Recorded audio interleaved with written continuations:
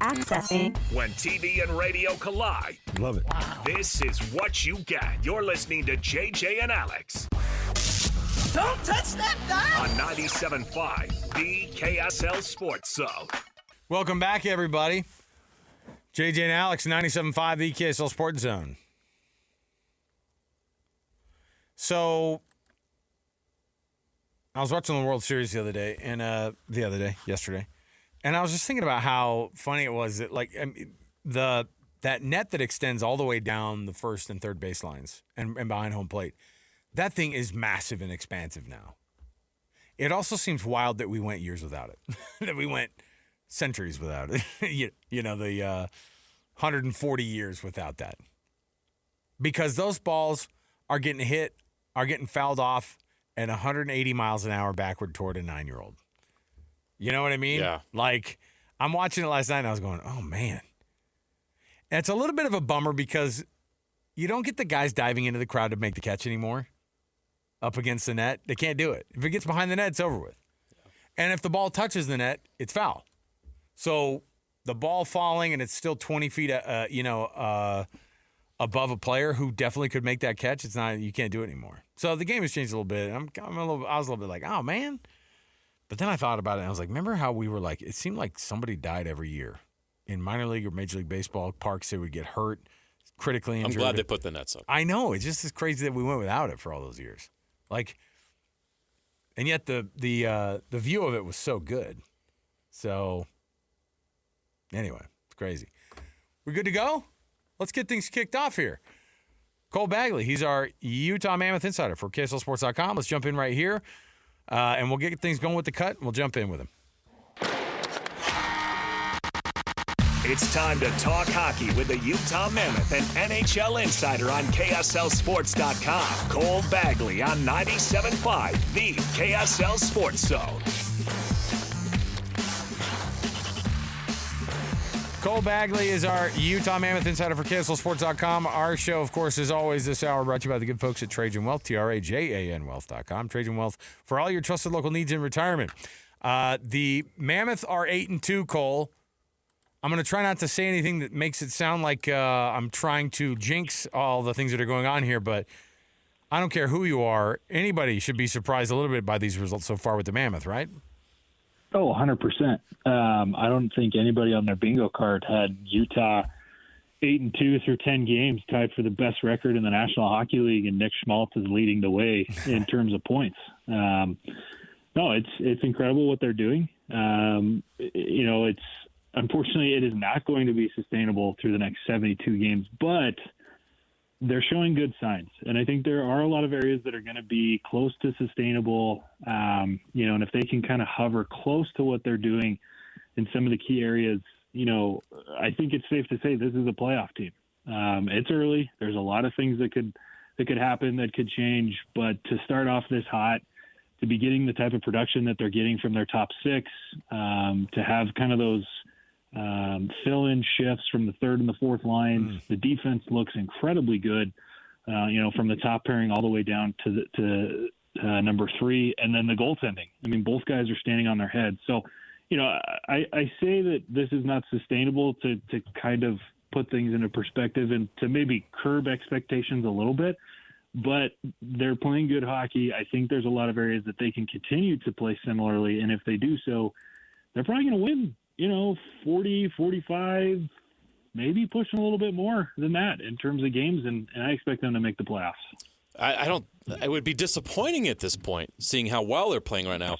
It's not just the record, it's how well they're playing.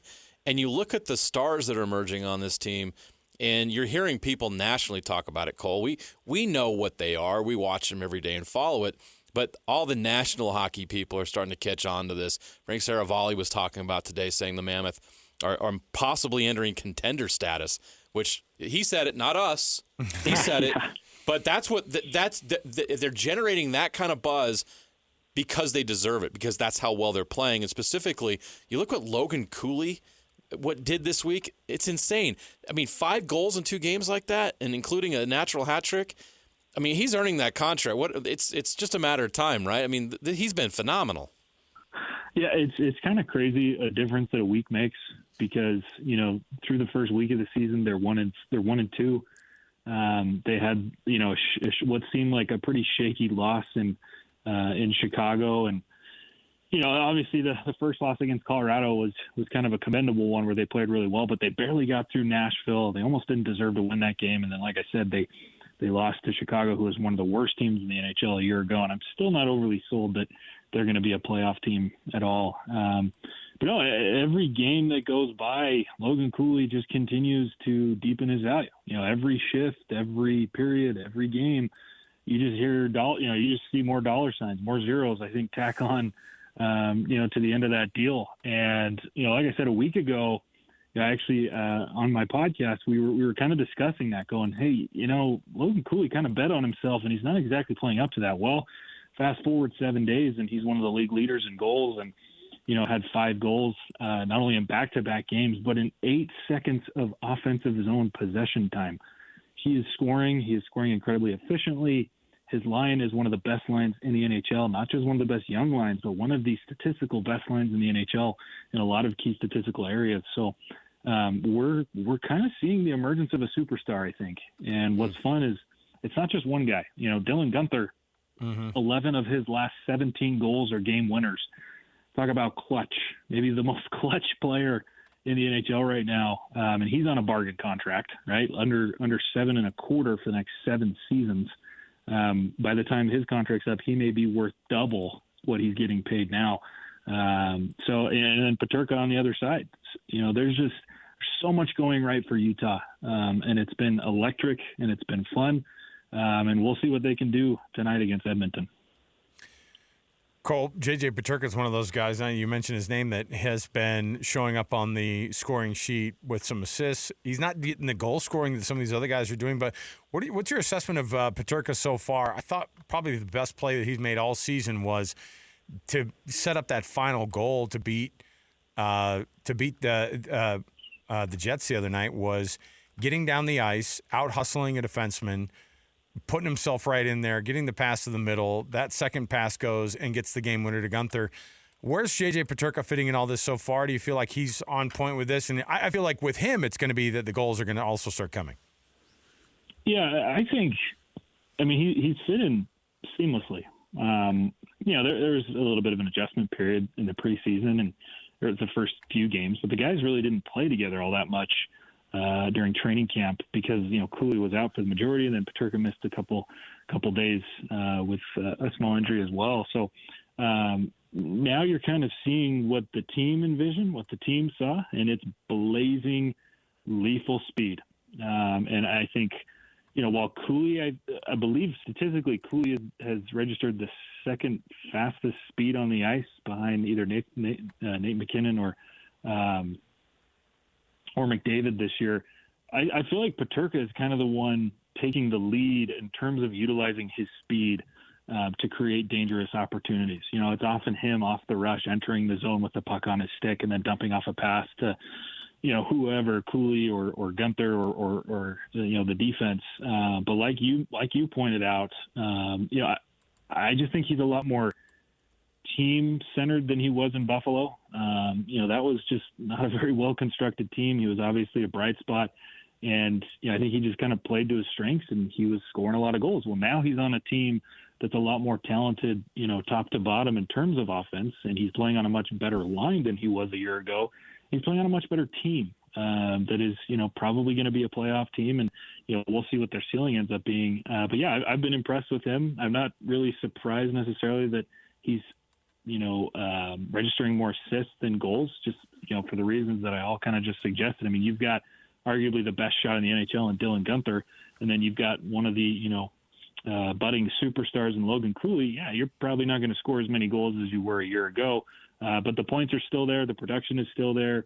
Yeah, I think he'll probably pick up his goal scoring here as time goes on. I don't think they're going to be as few and far between, but at the end of the day, I just don't think that line really cares how the puck goes in the net. I think they just care on putting it in the net and putting it in the net as consistently as possible. It doesn't matter who's on the end of it. So, a lot of things to like about that, the kid line, as they've been calling them as of late. Nick Schmaltz is one of the best stories in the NHL so far. leads the league in points. He's second in goals with 7.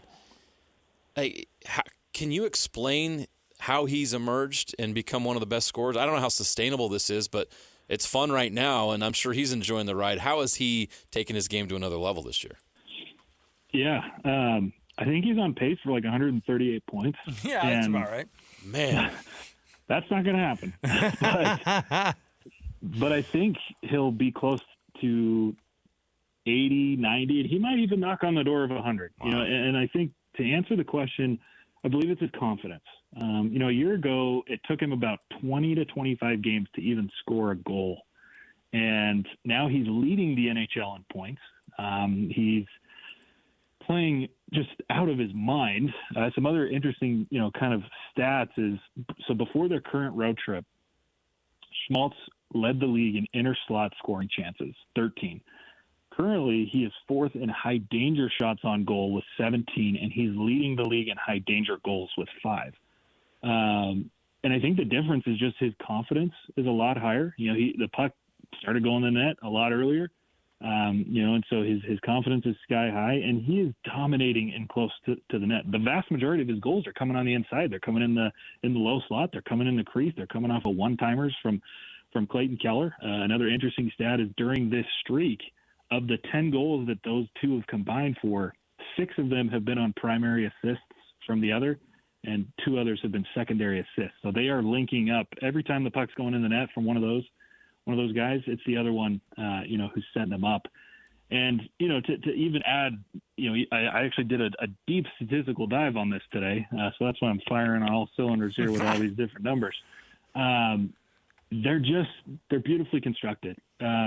Barrett Hayton is the unsung hero of that line.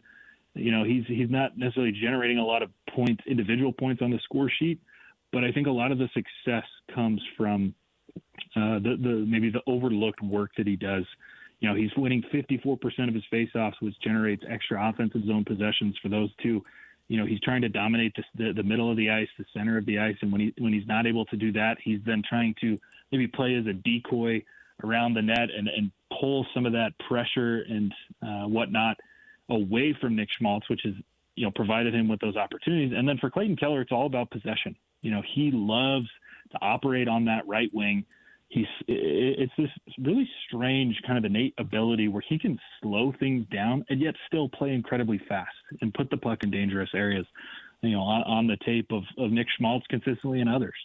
So I think it's a combination of all of those things, and his confidence is through the roof. And keep going, Schmaltz. Like keep proving them wrong and keep putting pucks in the net because it's helping the team win. He's Cole Bagley. He's our Utah Mammoth insider for KSLSports.com. Of course, the puck drops tonight in Edmonton at 7:30, 6:30 pregame right here on the KSL Sports Zone. Looking forward to it. Cole, thanks for hanging out with us, man. We'll chat with you again. All right, thanks, guys. Thanks, Cole. Cole Bagley. Hey, Edmonton's a good team. They're 4-4 on the season. I think they're about where they think that they're going to be right now. That's a team that has been in the last 2 Stanley Cup finals. And they know how to win. They have a couple of the best players on the entire planet Earth that are in their corner. And so this is going to be another test. And what's interesting is that the Mammoth have a couple days off. It's actually weird. It's almost like, no, man. No breaks here. Get no breaks because having a couple days off, it's almost better that they've been playing so many back-to-back games or just kind of right on top of each other. So they don't have time to think about it. Just go play. Yeah, the road tests continue tonight, and then they come back home for one, and they go back on the road again. So could they really continue and win in Edmonton tonight? Could they really do this? And if they win tonight, then what? It's just it's funny to me because the reality is if they don't, it's not just the streak; it's who they're beating in the streak. Yeah. It's the best teams in the West. Yeah, most of them. It would be insane. It is pretty funny. It is pretty funny to watch, and who knows? I don't know if to beat the Oilers in their building. By the way, the Oilers are off to a 4-4-2 start, and that might be a team that's kind of bored with regular seasons. Connor McDavid only has 1 goal this year. Yeah, and I don't think that that's going to continue. It's like by the end of the year, is Nick Schmaltz going to have more points? He might have 5 by the end of the night. That's what I was going to say. Is Nick Schmaltz going to outscore Connor McDavid? Outpoint Connor McDavid? You wouldn't think so, but he is right now. Right. So I don't know. Don't hate it. Don't hate it. So tonight, the Edmonton Oilers hosting the Utah Mammoth. The Mammoth are on the road. They come back again for another one at home. Who are they playing at home? Remind me. I think it's an Tampa Bay Lightning. That's an Eastern Conference team. Sunday. So we'll see how that one goes. And again, that's another test. It's your Stanley Cup champion. The Lightning, another team off to a disappointing start. Just 8 points so far. But are you believing that, or are you believing something a little along the lines of, I can't imagine. But yeah, the Mammoth can get old fast. The Mammoth have them doubled up on points so far this year. Who would have guessed? So, all right, we'll take another break here. We'll come back. When we return, I think we have our NFL Blitz, of course, our daily moment to dip in with the league and kind of see where we're at here. Also, we've got our best and worst coming up. You don't want to miss any of those as well. If you missed any of the portions of the program, you can listen to our Utah Utes insider, Steve Bartle. Go back and listen to that segment. Or also, we just chatted with Cole Bagley, who gave me the insights. He had all the numbers, man, today. He had it all dialed up. He's ready to go and ready to take this one on. They both do a phenomenal job covering their beats. And so we'll take a break here. We'll come back, download the podcast wherever podcasts are found, and we'll be right back around the corner with our NFL Blitz and some Jazz tickets to give away on a Jazz Ticket Tuesday. Stay here, 97.5 The KSL Sports Zone. All the latest news and notes from the league and the locals in the NFL. JJ and Alex bring you the NFL Blitz on 97.5 The KSL Sports Zone.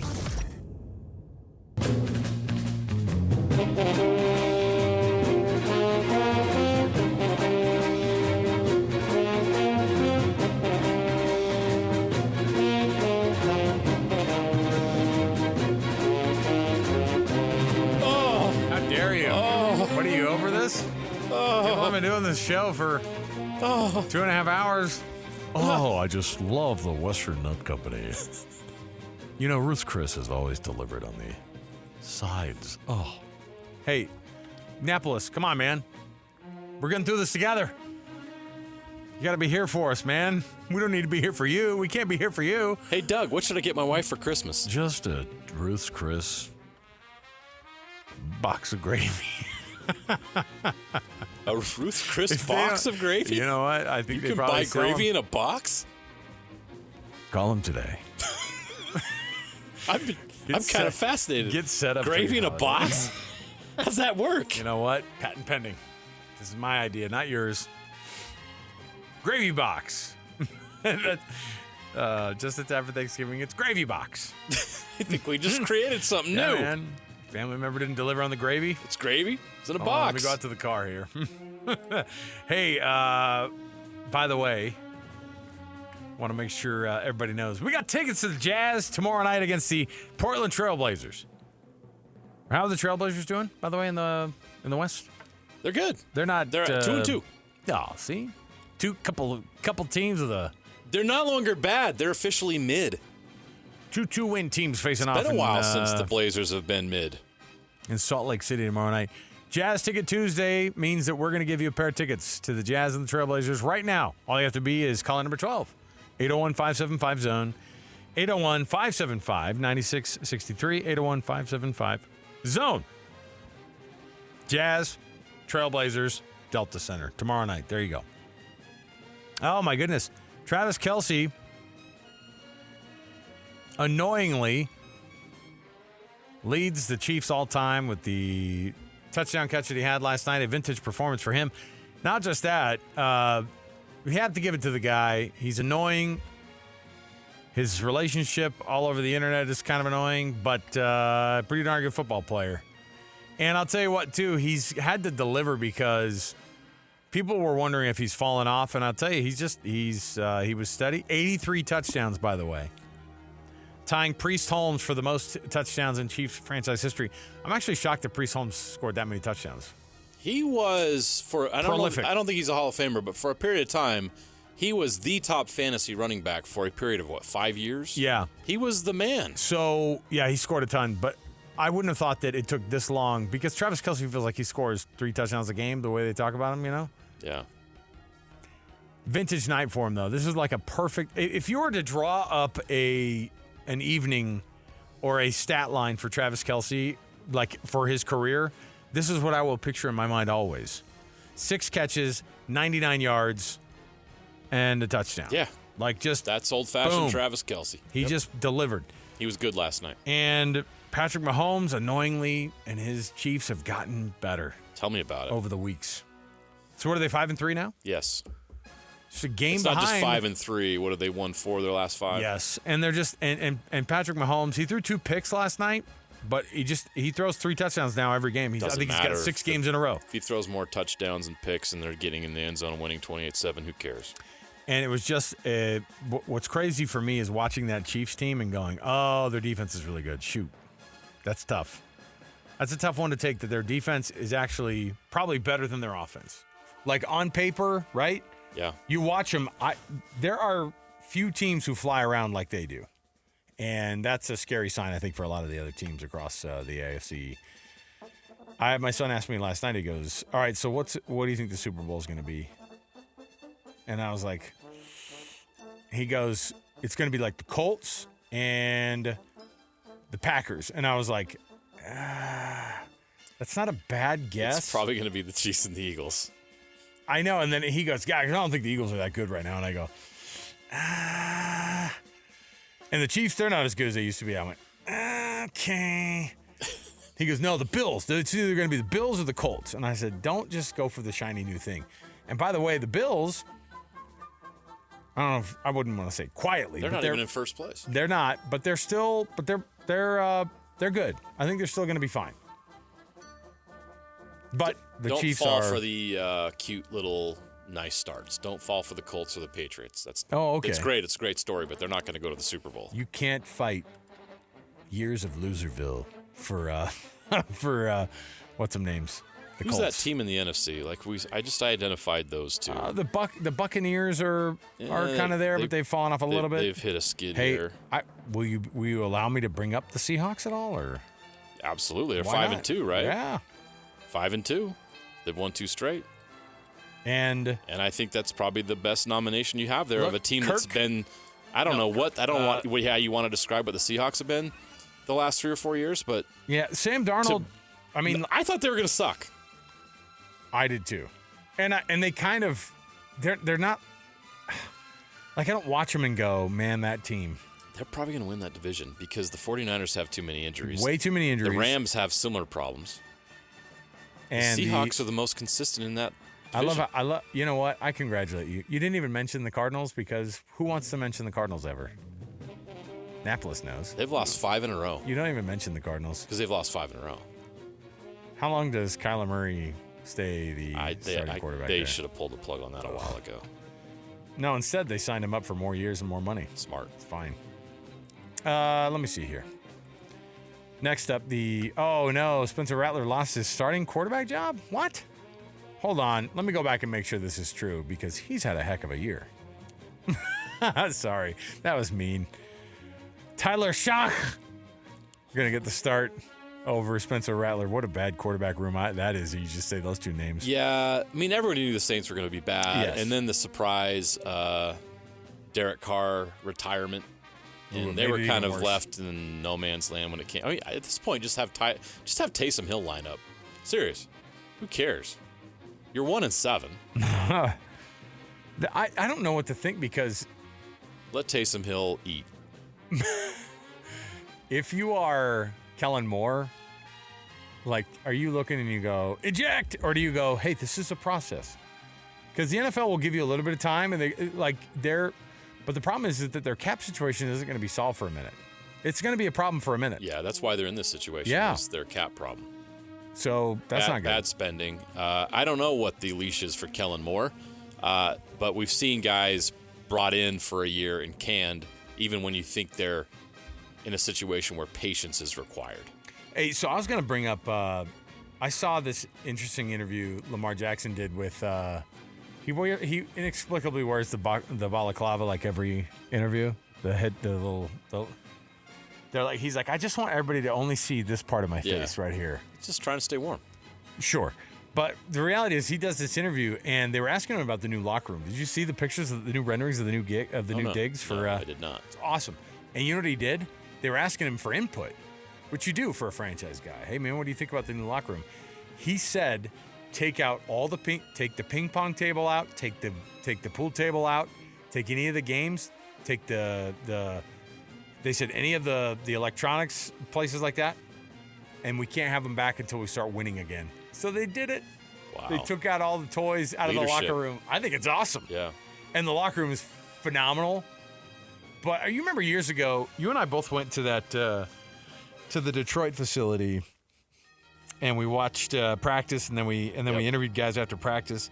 And Matthew Stafford's the quarterback at that point. Everybody wanted to interview him. We wanted to interview Kyle Van Noy, who was like not really wanting to talk because he was in like football depression mode. Yeah. It was like bad times for him. Yeah. His career took off, of course, after he left. Yep. But Detroit was a certain kind of hell if you were a defensive player. Back then, they weren't good. They were not good. But you remember in the middle of that locker room, they had a ping pong table. Mm-hmm. And there were guys more interested in competing on the ping pong table than they were at practice, it felt like. Right? Yeah. And they were saying, too, they're like, oh, yeah, he's so good at ping pong. And you're like, you guys are talking way more about ping pong than I feel like you should be. And it was intense, too, by the way. I mean, like, these are competitors. Yeah. But guys were throwing paddles at each other. It was pretty funny to watch. I missed that part. Was there a paddle fight? 2 offensive linemen got after it, not in good fun. Okay. But nothing with 2 300-pound guys isn't good fun in a locker room, especially when like there's just a towel on. You shouldn't play ping pong in your towel. No. Lots of slides and towels that day. And ping pong. Ping pong, ping pong. There goes Tusky again. Oh, boy. The New York Giants have said that they have no interest in trading Kayvon Thibodeau. I don't like Kayvon Thibodeau. Like, you remember interviewing Kayvon Thibodeau at Pac-12 Media Days? He was like lame-o. I didn't like him. Didn't want to be there. Did not want to be there. Had glasses on, you know. And the same year that you've got like Justin Herbert, who's like, "Hey, anything you guys need?" And we're like, "Man, this guy's awesome." Kayvon Thibodeau has grown on me. I actually like that guy. By the way, he had that fumble on the tush push. Yeah. But I think he's gotten to a point now where he's making effort that is unavoidable to. He's always had the talent, but I like the talent. I like He's a top 5 pick. Yes, and I like, but guys have to turn a corner from an effort standpoint, and he's done it. He's a leader on that defense. I like what he does. Don't trade that guy. If you're the Giants, do not trade him. I know that it's so tempting now for teams who are crap. Well, they have a lot of depth at that position. They have a great defense, but that's what you do is you keep the depth. You keep the depth because your defense is going to be the only thing right now that's going to get you through. You've got a pretty darn good quarterback. Brian Burns, and they drafted Abdul Carter. That's why he's expendable. Right. Yeah. Keep him. Let me see here. Jaden Daniels looked like he's going to practice this week, but who knows? I feel like the Commanders' season is this close to being out of reach. Is that too early to say that? Yeah, it's slipping. I got the standings in front of me. What do you got? Quick analysis. It's crazy. There's not a lot of great teams. There's a lot of teams that are right at 4-4, 3-4. So I don't know I think it's too early to say that. And there's still a lot of talent on that team. But Jaden Daniels needs to get healthy quick. And McLaurin wasn't healthy when Jaden Daniels was healthy. Right. Yep. So they got to get that combo going. I'm not going to rule them out yet. I think they're better than the Cowboys when they're healthy, but they're not healthy right now. And until they get healthy, then they're in trouble. They've lost 3 in a row. They were 3-2 at one point and looked like they were going to be just like they were last year. The good news for them is the door's somewhat open. The NFC West has been better than we thought. 3 teams with 5 wins. Probably only 1 team coming out of the NFC South. I think you're probably going to get 2 teams out of the North. And so that's that open spot. The Eagles are running away with the East. Can the Commanders sneak in and get that 7th spot? And it's going to be tough. But of the 3-4 teams I see, or 3-4, 4-4, I think they have the best shot. The Falcons are too inconsistent. The Panthers aren't ready yet. I don't believe in the Bears. The Cowboys are the Cowboys. So that's the competition. And maybe the 49ers need to fall back again like they did last year after injuries. The Cowboys are the Cowboys. That's not a good thing, by the way, these days. That was not a compliment. Remember how back in the day, man, the Cowboys, they're the Cowboys. In the 90s, you'd say Hey, that as a man. compliment. That's not a compliment in 2025. That's hilarious. All right, let's take a break. We'll come back. We got more around the corner. Got our best and worst. So stay here. Stay dialed in. 97.5 the KSL Sports Zone. Wrapping up the hour with our picks for the best and worst moments on today's show. As JJ and Alex want to hear your best and worst of the day.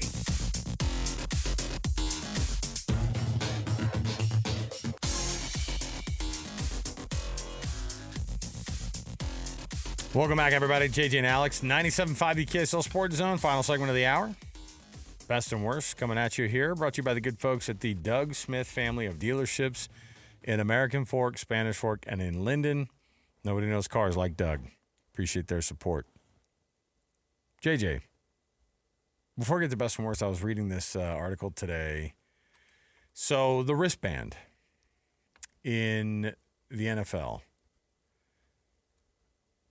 How many quarterbacks out of the 30 that are starting are wearing wristbands with the plays on them? Out of the 30? Out of the 30. Out of 30 quarterbacks, I'll say half, 15. 20 are wearing them. I guess 32 quarterbacks, right? Oh, yeah, 32, sorry. 20 quarterbacks wearing them. Okay. I was reading this whole thing about how, you know, the thing now about why they use them is having the play on there, and then you have the coach relaying it in and saying, hey, 31. Instead of right 48, 19, switchblade left, XY, slot right, you know, doing these long, lengthy things. The quarterback will have it on his wrist. Dak Prescott refuses because, are you ready for this? Excuse as to why. Now, it's a thing. He's an NFL quarterback, not me. He's one of the top passers in the league, Yeah. right? Guess he doesn't need it, does he? Values eye contact with teammates. It Okay. was his excuse he gave. It sounds very awkward, doesn't it? It's just like, nah, man. Coach, you keep that wristband. I like looking at my guys. And I got it all right here in my brain. I just love the idea of him being like, hey, my eyes are up here, okay? I'm trying to call a play over here. This offensive lineman like, what? So one quarterback anonymously polled has 200 plays on the wristband. 200 plays. That's a lot. It's a ton. Man, these guys have to have a lot in their head. You have to be smart to play It's gotta quarterback be in the NFL. Crazy.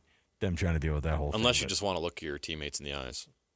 Then not so much. Oh, my love. start going ghost theme. These eyes. Pick your song. Some song about eyes. Hungry like the wolf maybe playing. They stare each other down in the huddle. Oh, my goodness. So I just love the idea that some Got a little quarterbacks are Zoolander like, thing going on in the quarterback wide receiver room. they just start Is that what going, you're saying? yeah. Oh, here we go. There you go. Hey, my eyes are up here. It's 3rd and 10, you guys. Look at me. Slot right. Look at me. Your touch. Get out of here. Oh, my goodness.